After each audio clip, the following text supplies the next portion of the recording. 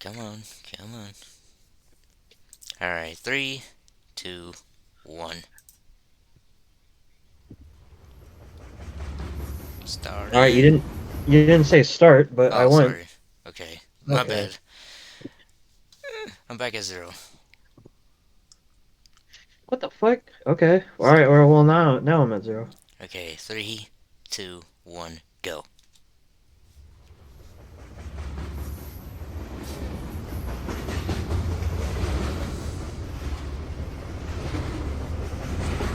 That buffering had us thinking. Yeah, me thinking. I already watched this. I mean,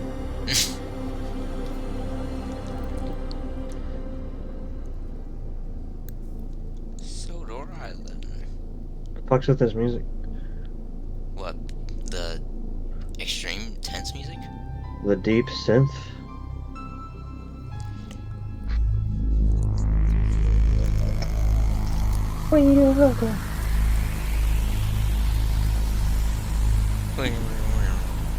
Oh my god, it fell over. No.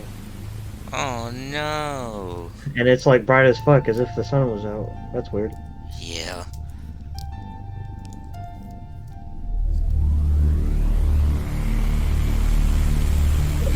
Yeah.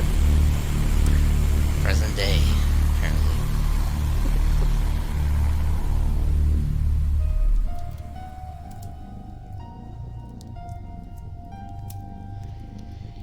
Good old blue freak. Danny, what the fuck am I watching? Absurdity. It's a fucking low tier meme. No. Partly meant to be bad, partly meant to be They funny. were the stories that have charmed an entire generation.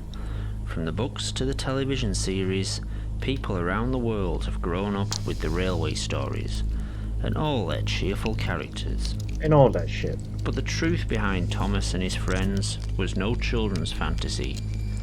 The truth would be horrifying. Oh my god. Shed 17!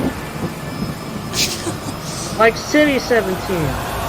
But it's a fucking shed! It's 1945, and the remote island of Sodor, off the northwest coast of England, has emerged from the fog of World War II, Guy sounds like he relatively fucking unscathed and eat untouched. cereal out of a fucking The island served as a bathtub. detention camp for Yeah. Germans living in England.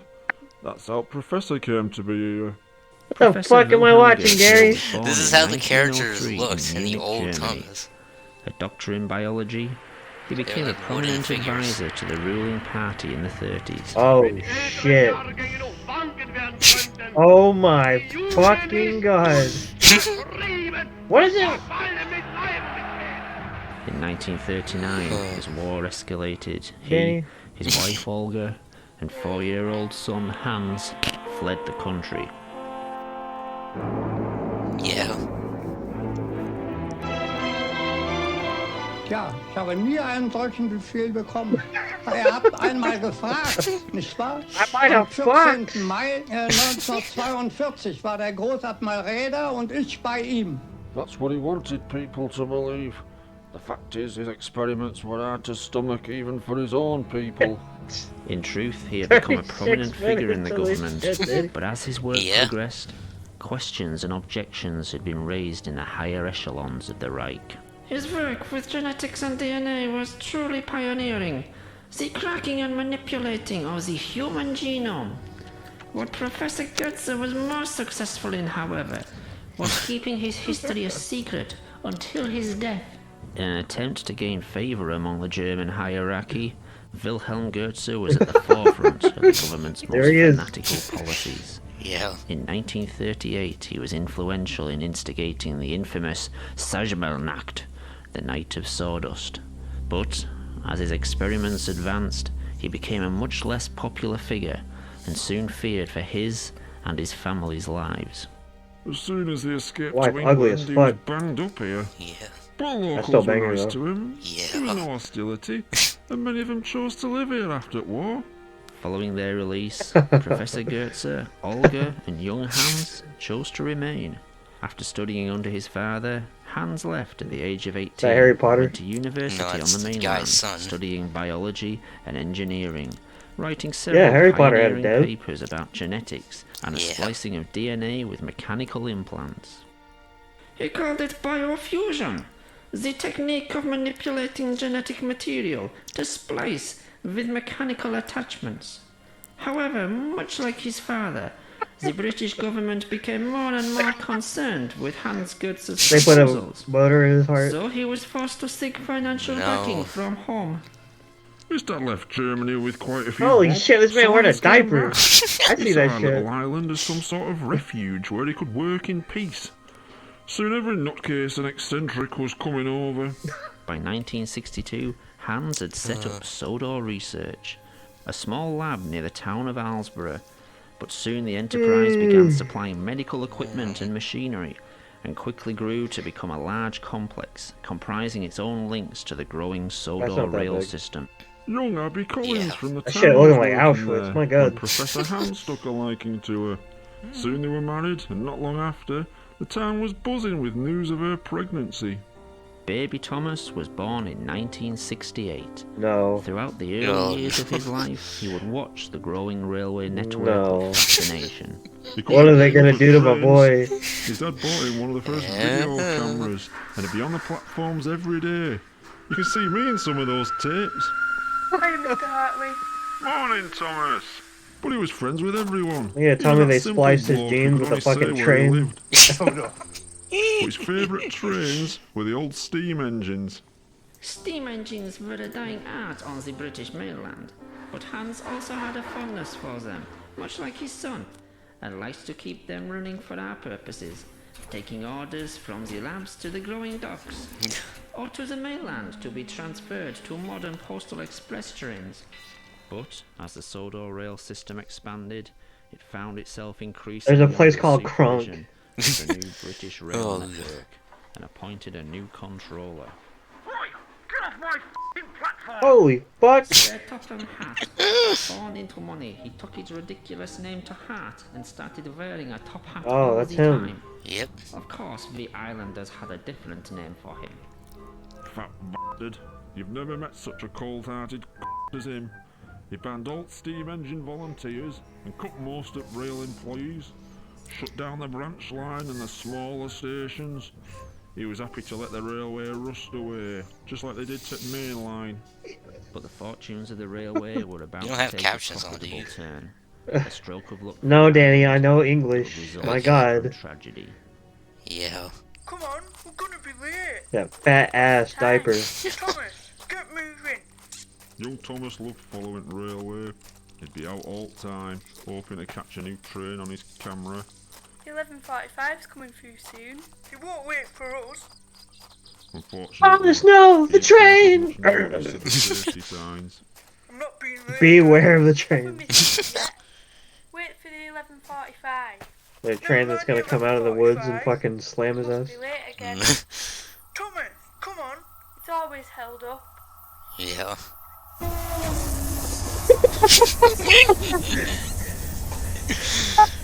Falcon punch. He disappeared from public view and into the labs. What the fuck? Locking himself in, he wouldn't allow anyone in there. Eventually his father Wilhelm came to see him.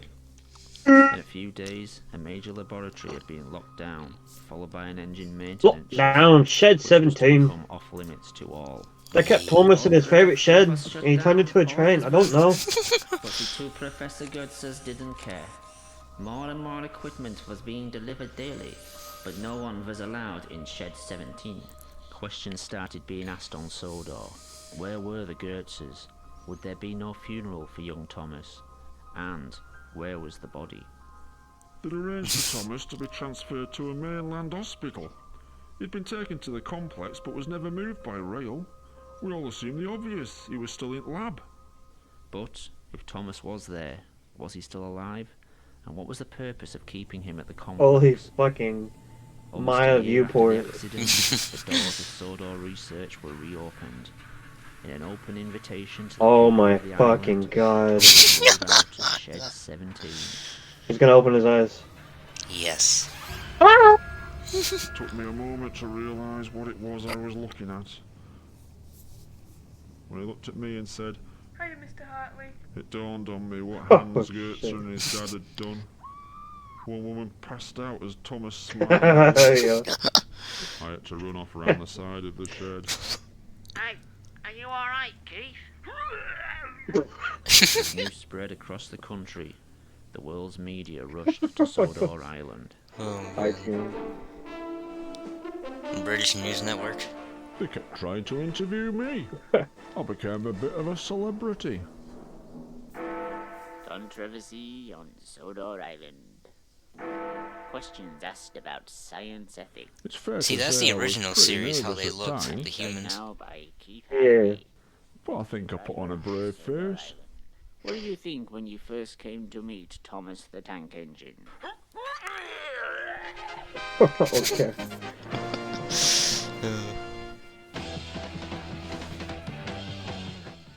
Most of my mates said I looked pretty good on telly. The mayor said I'd represented the people of Sodor very well. It's important to show you're confident when people are asking you awkward questions. True. Good evening. An act of mercy or a crime against humanity? I am joined now by Even when some of the questions got difficult, I made sure I knew what I was talking about. What was your reaction when you first met a talking You gonna throw up again?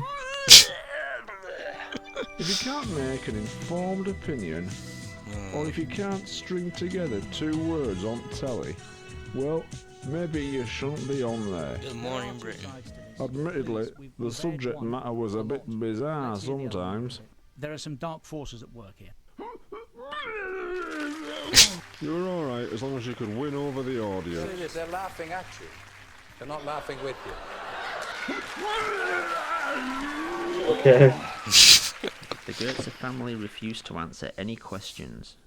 Behind closed doors, the only question they agreed to answer had been asked repeatedly. Would Thomas work on the railway? The response was an emphatic no. Thomas's DNA had been reprogrammed to accept and adapt to the engine structure, using the engine's internal Bro, get the system fuck out of to my face with maintain this. his organic functions. What no one could be sure of was how much of the engine was mechanical and how much was organic material. Thomas had been able to move around without Does this train have a caution, butthole? but to work Oh, on God, the railway, God. his engine would need Where does to the be poop come fired out? There it is. and operated by a driver. Oh of god. German. No, that's a... Since no one Oh could be no. sure how much of the engine was Thomas, the pressure caused by the engine could Bro, rupture get the his fuck organs out of my from face the with this. inside, and the incredible heat could boil him alive. Professor Hans and his father vowed Thomas would never work on the railways. Okay. Similarly, the two professors were to refuse Umbria, any requests calm by down. people from around the world who wished to be biofused into engines. They were billionaires offering to pay what it wanted to be converted Okay. into an engine. or Fucking some other whatever his name is. transport. Train enthusiasts too, and people with terminal illnesses were desperate to be made into trains. But for some reason, the Gertzers refused. But there would be Mr. other T, interested what the parties fuck? eager to seize on the biofusion gold mine. The independently wealthy Topham Hatt staged a hostile takeover, and within weeks had bought a controlling share in Sodor research. Immediately, the policy of the company changed, and so did the ethics. The medical supply wing was shut down, and work began on mass biofusion experiments and operations. Anyone who could afford it, some handing over their whole fortunes, were turned into engines. But, along with the new policy, there would be worse to come. Biofused engines would be allowed. Why is there a then train rail obliged going straight to this? work on the railways? I That- have The first no one we idea. fired up was James. He didn't have the money some of James. these people had, and so agreed to basically I always sign his thought life James away was if a he girl wanted to for some reason. experiment further, or to take massive risks like this. As usual, the fat had everything recorded. All kept classified, you understand. These recordings, shown for the first time, reveal the extent of Sir Topham Hatt's experiments. It was horrible watching these engines work on the railways some days. But the tourists wanted to see it. They expected it. And for me, it was work. But, With the new engine's increasing work schedule came more and more accidents. Edward was first to have problems. He'd been filming all day for the new TV series they'd announced, and for his last scene, he had to pull into Wellsworth Station and whistle to the kids on the platform. Peep, peep! Whistled Edward. Thank you very much. Sadly, this is only the first in an increasing number of incidents. Harold had an obsession with aircraft Oh, and had no. plans to become a helicopter. The operation had gone well, but we had to ban him from being allowed to attempt flight. In an experiment kept secret until now, Mavis the diesel engine was to be the first biofuel locomotive used on the railway. We fueled Diesel them up and engine? everything seemed fine. Then things got out of hand. The diesel began to burn her internal organs. Oh, shit. Everything organic in the engine was soon burning. Have you ever heard a locomotive scream in pain? We tried rinsing out the fuel tank my with water. Annie, what the fuck am I watching, guys? A documentary. Mavis's body would be kept under lock A mockumentary. Yes. Expected U-turn, Sir Topham Hatt would ban fueled engines This from guy's being just used on the ridiculous. island. Harold was never told why he couldn't fly, but the decision would keep him alive, if only for a little while longer. In fact, unknown to the outside world, there had been many failed biofusion experiments. That fat bastard kept the accidents a secret, and legal disclaimers had to be signed by anyone being biofused, so there'd be no legal action taken if anything went wrong.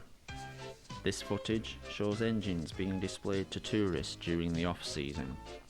Many of these engines were failed biofusion experiments and were too ill to work or were already dead. They had to put a stop to that, though. Hey, come on, man. With all accidents happening, everyone started asking the same thing. Why had Thomas, the first engine, worked so well? Despite all the troubles the other engines Hey. had, Thomas had worked fine, seemingly oblivious to the other engine's problems and accidents. Keeping their problems a secret from the outside world, Sodor Research began selling the technology to other countries in multi-million-pound deals. These countries would have less qualms about the use of fuel engines and even the modern electric trains. Even failed biofused engines were being displayed publicly in what would become a kind of freak show. Oh, To shit. his horror, Professor That's a cat Hans dog. Goetze saw what this was leading to, slavery of engines, and immediately resigned. Oh no. Oh, I got an ad. Okay. Where are you at? 1729. Okay, hold on. What are you doing, little girl? What's up, guys? My name is Mike. Just chilling, relaxing. You wanna go up? You wanna go upstairs? You done being down here? You wanna go upstairs? You wanna stay down here? 1729?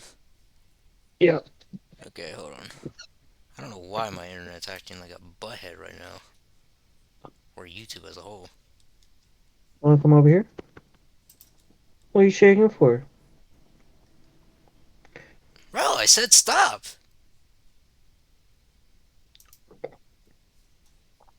Jeez. Today, Daniel. Okay, it should be good now. Ah. Alright, 3, 2, 1, go. One step further. Slavery of engines, they say. Yeah, where's the black trains, Danny? You have to ask them. You have to ask the creator of this video.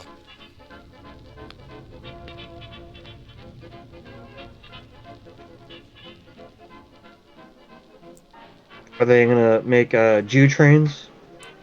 They're Juju trains! Oh my god! Oh. Imagine how many Jew trains had the Jews travel to the concentration camps? No. Oh no. He doesn't have any fingers, he can't use it. Yeah, true.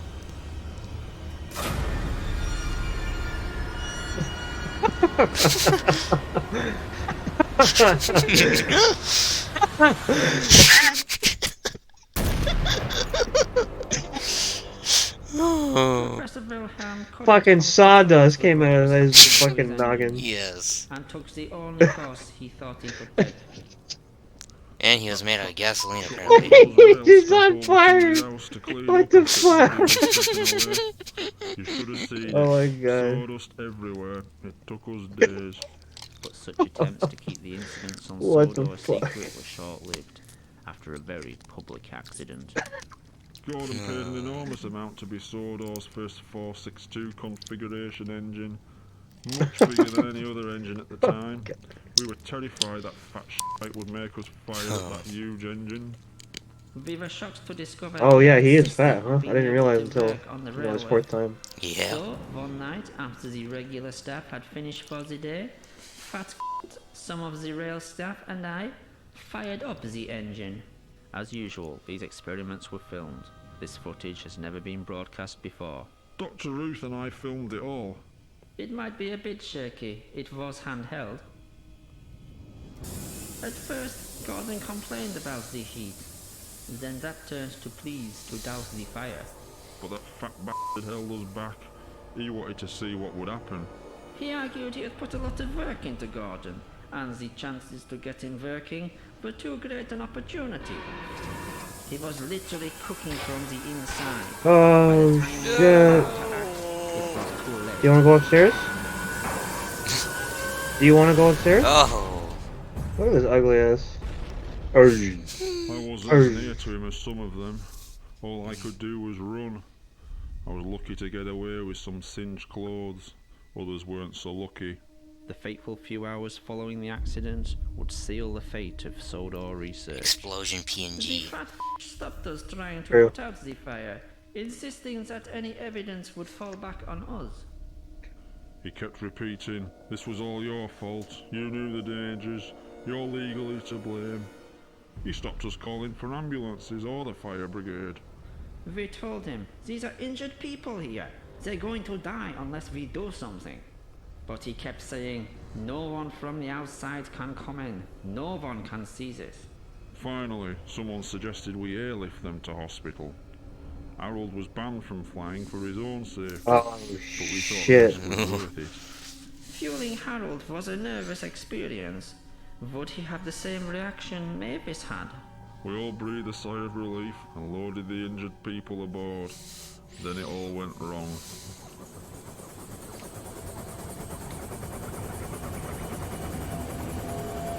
Oh shit. Oh fuck. Harold's engine had worked fine, but what no one realized was most of Harold's lower extremities were permanently fused to his propeller system. As Harold's rotor blades began to spin, vital organs would be drawn into the motor and tear him apart from the inside. Well, now there was no You wanna go covering it upstairs? up. The smoke could be seen all Alright, Danny, morning, pause it. but Pause. Yeah, I'm gonna bring you upstairs. You're acting weird. Alright. Alright, 3, 2, 1, go. people were here in an instant. We were told to close gates and start clearing up the mess ourselves, with some help. Henry Thierry was the only 420 gauge engine on the island. A large 420? engine that had been working on the railway regularly. He had become popular among tourists and Is that why he's green? Henry was called into the yard to help tidy the mess. Working mostly at night, he would cart away the wreckage under cover of darkness. We had to work quickly and quietly. Henry would cart wreckage from the yard away to the sea. Then one night the points were set wrong and we were diverted to another shed. Henry had inadvertently been sent Oh, to shed shit. 17, where Thomas had been biofused into a tank engine and had subsequently been declared out of bounds. It was dark and these sheds all looked the same. I unlocked the doors and Henry rolled in. I didn't see what Henry saw, because as soon as he put his head through doors, he bolted and reversed out. Keith locked the shed up without seeing what was inside. But Henry had seen it all. We wouldn't even dare talk about that shed, more than our job's worth. But Henry had decided to speak up and confront Sir Topham Hatt. That night, he arrived at the railway controller's office. I don't know what was said in there. Yeah. I'm busting in, fucker. Yeah, he could totally just run in there and just kill him right there. Yeah. By 100 miles an hour. chance, he was sent back to the same shed as Thomas that night, and with one sentence, he sealed both their fates. Henry only said one thing to him: stay away from shed 17. The next day, the fat had a new job for him. The flying kipper route ran through the night, delivering fish from the docks to the mainland, across the highest altitude line in the country. That old line was treacherous at best, but when Henry was put on there, in the middle of winter, it was a death trap. In 1970, fish had started being delivered by road to the mainland. It was safer and more cost-effective, and the line was declared redundant. Dangerous and unnecessary, it came as a shock to the islanders when it was reopened. That fat shite always hated Henry. He didn't like his cheerful manner, and he clearly had other lifestyle choices when he was a human. Fat wanted Henry away from the other engines, and Kipper Run was a death sentence. On the night of February the 8th, 1983, Henry had only been on the Kipper Run for a week. The following incident would be made into a book to recreated in the television series. This is the train the railwaymen call the Flying Kipper. Can you believe they put it in a kid's story? Of course, that fat changed quite a few of their facts. They couldn't know the points from the main line to a siding were frozen, and the home signal should have been set at danger, but snow had forced it down. As the train approached the most treacherous part of the line, unnoticed to Henry, his driver and firemen, the points had diverted them to the adjoining siding, and right into the path of another train. Oh shit! Big oil! Michael Bay! Ah!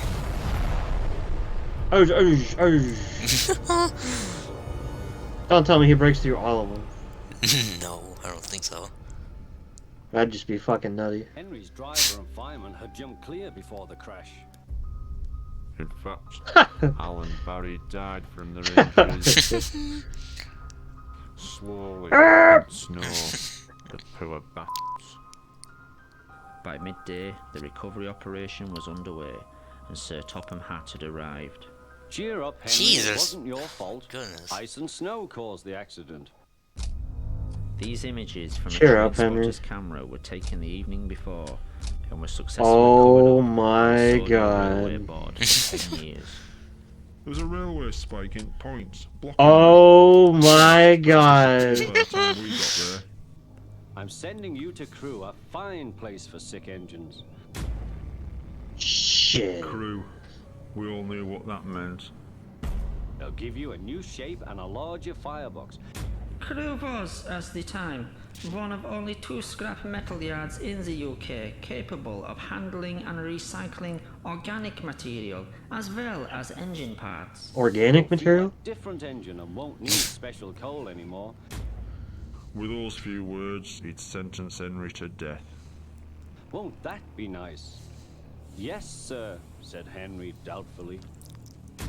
Everyone knew he wouldn't see him again, and everything was sewn up nice and neat for that fat Oh my god.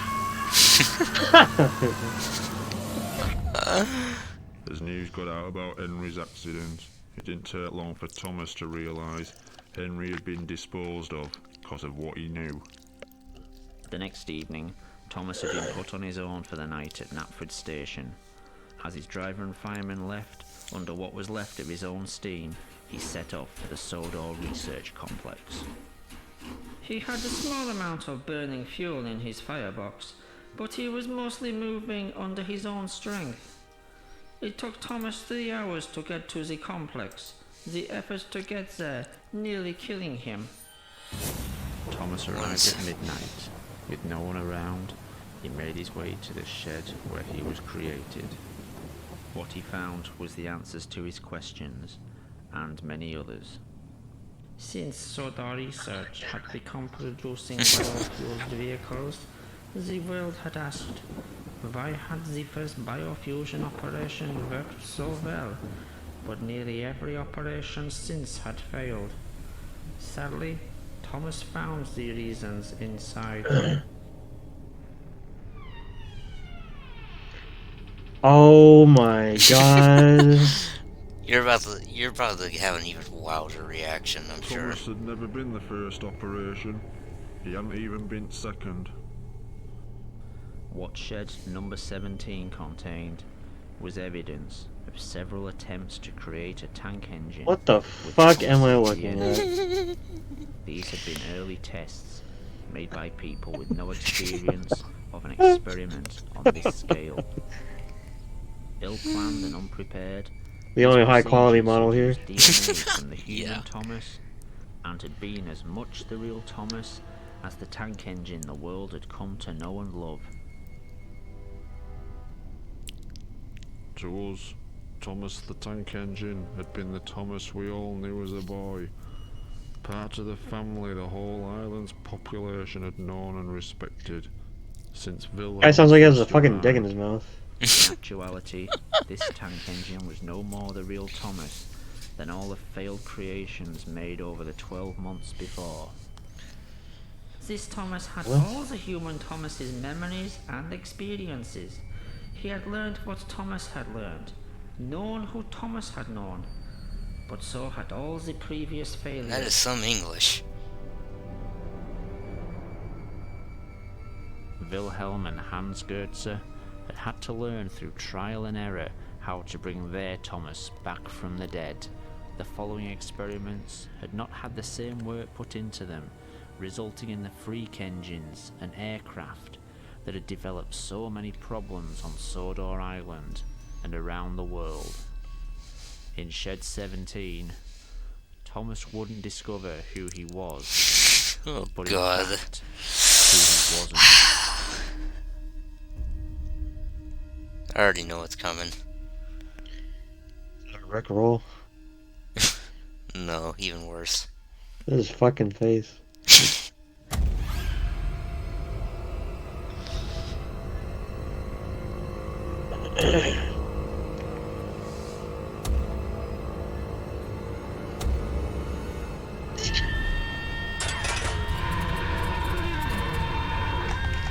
Bro, what in the motherfuck am I witnessing?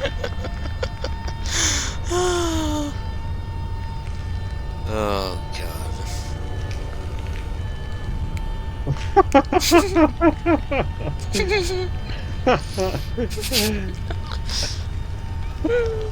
He's still screaming. Yes, he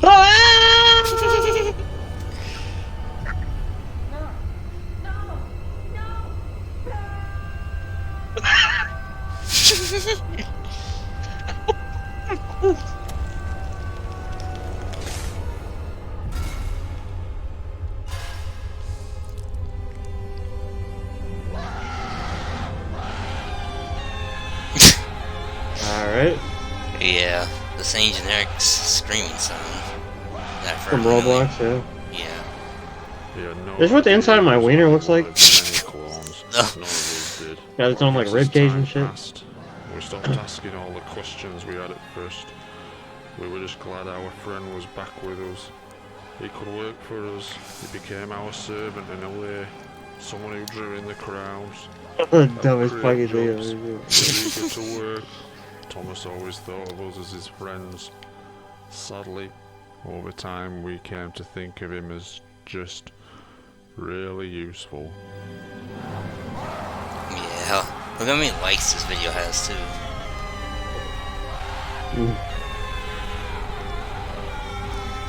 People are 40? Yeah, 40,000.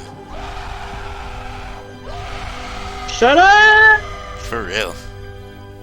Goddamn. There's still more at the end here, just wait. Oh god. 19. Enquiry?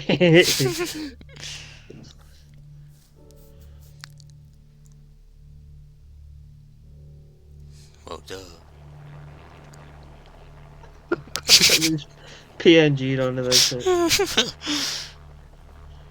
Oh shit. Oh shit. Yeah. Smash that fucker. I sentence you to death. Yes. Top him hat, disappear without trace. He would now be 102 years old. Wow.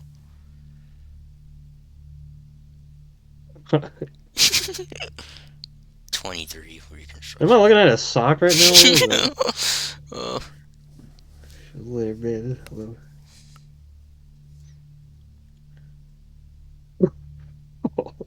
Oh, jeez. Oh my god, what the fuck is going on? What the fuck? Bro, no, don't do this.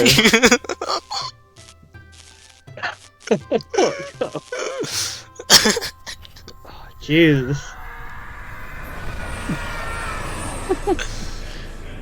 I just